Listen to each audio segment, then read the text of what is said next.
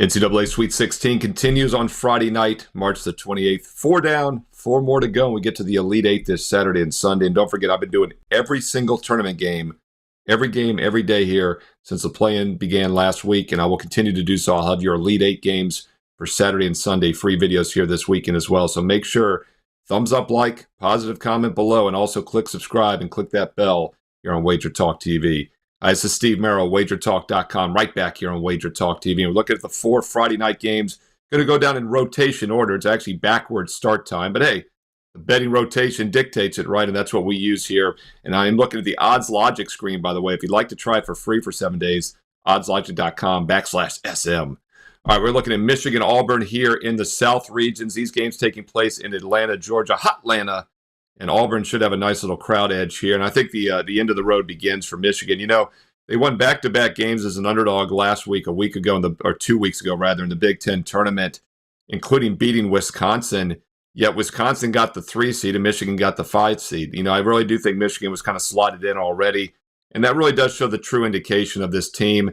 And the betting markets agree. This line opened 8. It's now up to -9. We've seen some heavy money movement on the over in this game. Opened 151, now up to 153.5, even some 154. So we've seen Auburn and the over. I don't disagree. I do think Auburn's going to control this game, which means they probably control the dictate the tempo as well. And this is an Auburn team that's kind of like a chameleon. They play both ways, but I do think they prefer to play quick, and that's what Michigan does. So I think Auburn will be fine running with Michigan. I just feel like they do it much better. Should have a fast tempo here. And Michigan's a team that takes a lot more threes than Auburn, but doesn't shoot them as well. And Auburn has a great three-point defense, 7th best in the country, 29.6% allowed from 3. And that's impressive considering they played in the toughest conference in the country this year, the loaded SEC. So I don't think Michigan's going to be hitting the outside shots. What Michigan does do well, though, is score down low with that huge lineup in the front court, but I feel like Auburn can match up well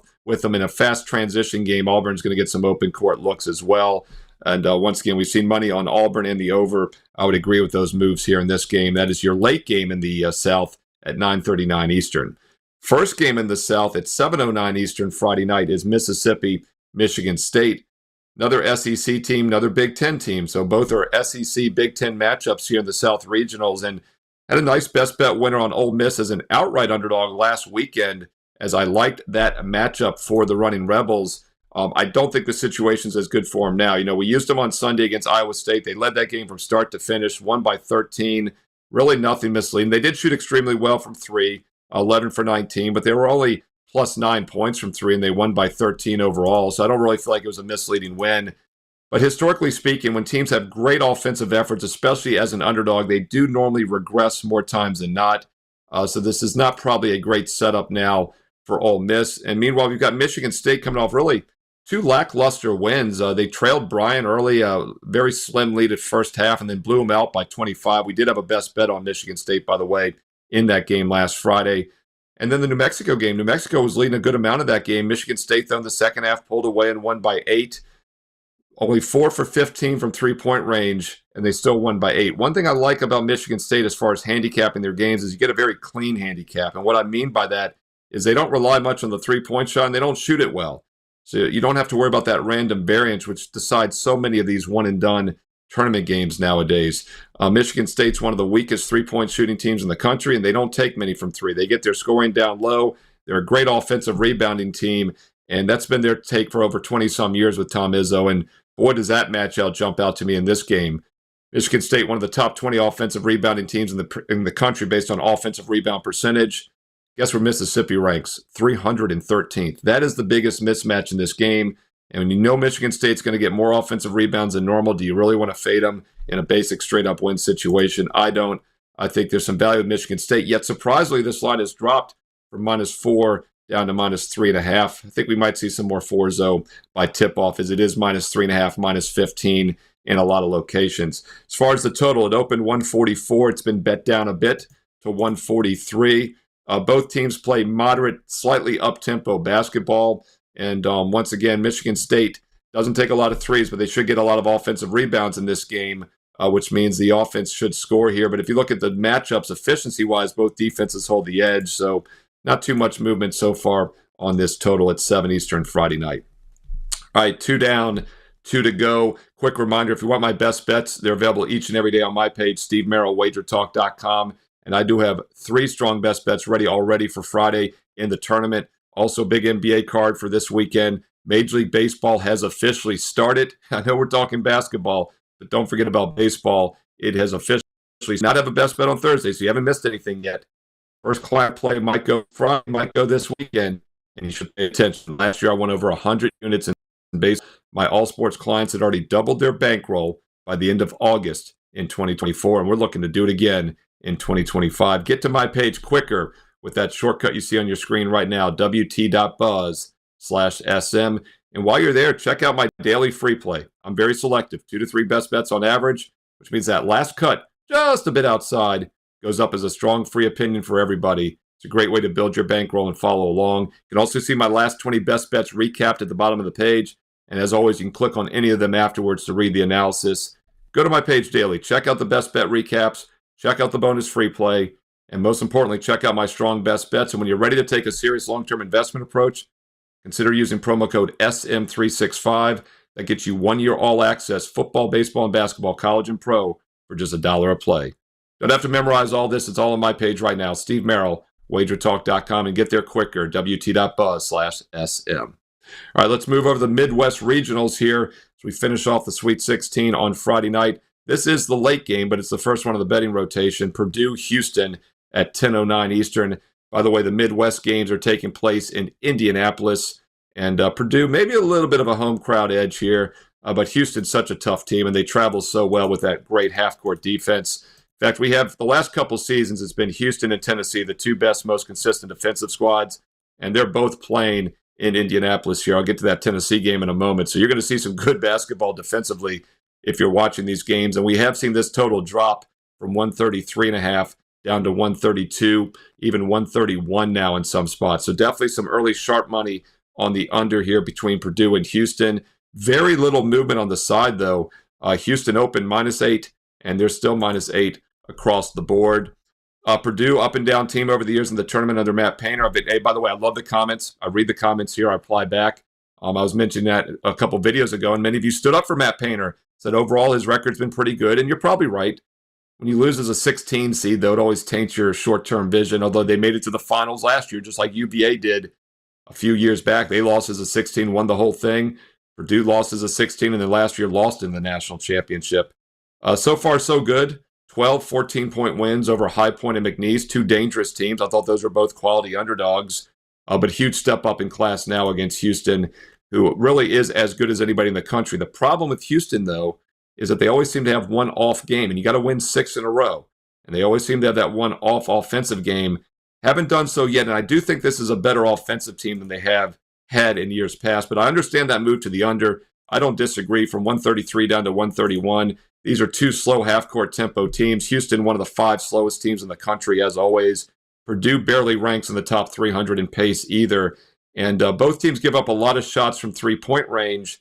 That could be the little X factor here, as these are both top 10 three-point shooting offenses. So while I like the pace to the under, love that Houston defense, Purdue's a much weaker defensive team, and both teams allow a lot of shots from 3 because they have tenacious down-low defense, especially Houston.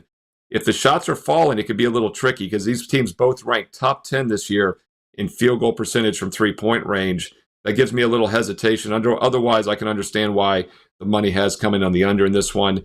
And once again, I'm not looking to fade Houston. In fact, I'm not looking to fade any of these really good 1 seeds.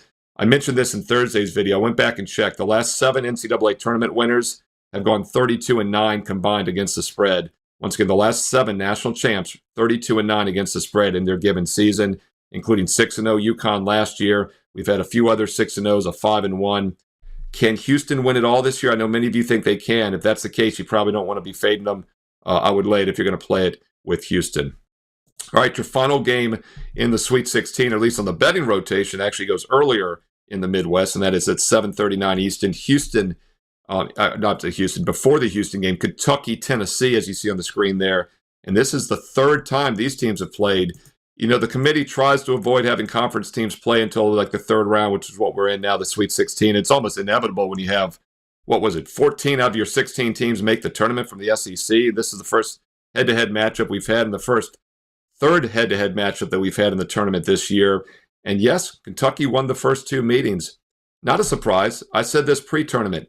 Kentucky is dangerous. They can beat anybody, but they will not win the whole thing. And the reason being is that they're a very inconsistent team.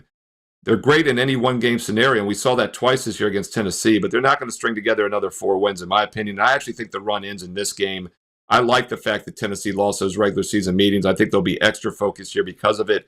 And once again, much better defensive team here in this game, and we get a much more reasonable price. I had to lay 8.5 with Houston. Here you're only laying 4.5. This line actually opened 5.5 and was bet down to 4. Now we've seen a little bit of buyback on Tennessee back to 4.5. Yes, Kentucky is a dangerous offensive team, but defensively they're much weaker. Barely top 40 adjusted efficiency, where Tennessee's top 2 or 3, depending on what numbers you're looking at. Tennessee also the second best effective field goal percentage defense in the country this year, and that gives more weighting to threes. It's a very nice stat to use if you're not familiar with it. Kentucky 143rd in effective three-point defense. So yes, they beat them in the regular season. And by the way, the most recent meeting, that's because Tennessee was 3 for 18 from three-point range. I don't expect that to happen. Yes, Tennessee not a great outside shooting team, but they're not going to go 3 for 18 again. Both teams give up a lot of threes. Kentucky is the better three-point shooting team, so that's the little X factor here. If Kentucky's hitting threes, they can obviously pull the upset once again, but I don't want to rely on that. I'd rather rely on the more consistent half-court defensive team, which is Tennessee laying the short number. So I look for the Vols to get their double revenge win here on Friday night.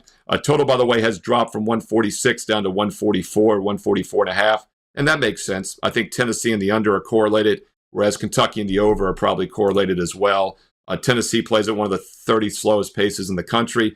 Kentucky plays at one of the 30 fastest paces. So once again, extreme dichotomy in tempo in this game. So Kentucky over, Tennessee under, probably correlated if you're looking at side and total parlays in this one. There you go. Quick hitter fashion as I did on Thursday. Did it again here for you on Friday. All 4 Sweet 16 games. If you're finding it useful, thumbs up, like, comment below. The more likes, the more positive comments, the more free play videos I will continue to do every day right here on WagerTalk TV, including the Elite 8 for both Saturday and Sunday this weekend. So be sure to click subscribe and click that bell for an instant alert so you never miss out when a free play video is posted right here on WagerTalk TV. And once again, don't forget about the bonus free plays I post on my page. The last cut for my best bet card goes up as a strong opinion for everyone free every day on my page at WagerTalk.com. You can also get my Strong Friday best bets. I love the Sweet 16 matchups. I've got 3 strong best bets ready already for my clients for this Friday, and baseball is here. Nothing on Thursday, so you haven't missed a best bet yet, so why not get a full season? Baseball special is still available, but if you're serious about winning consistently, why not do all sports? You're going to get the rest of the NCAA tournament, the baseball season, NBA playoffs start next month, #1 all-time in NBA profit, and then the whole college and pro football seasons next year, all the way into next year's March Madness with the 1-year all-access. And when you use promo code SM365, you get it down to $1 a play. It's an instant $811 discount. Once again, don't have to memorize this. Full details are on my page right now. Get there quicker. Steve Merril, WagerTalk.com, and get there quicker with shortcut WT.buzz/SM. Don't forget also, follow me on social media. I post all this information, links to the free play videos, also the special promo codes and offers on my X feed at Steve Merril, 2 R's, 1 L. Also do some free plays for Instagram. So follow me on X and Instagram at Steve Merril. You know the deal, 2 R's, 1 L, at Steve Merril on X and Instagram. And stay tuned here to WagerTalk TV because you also know there's more free play videos coming up next.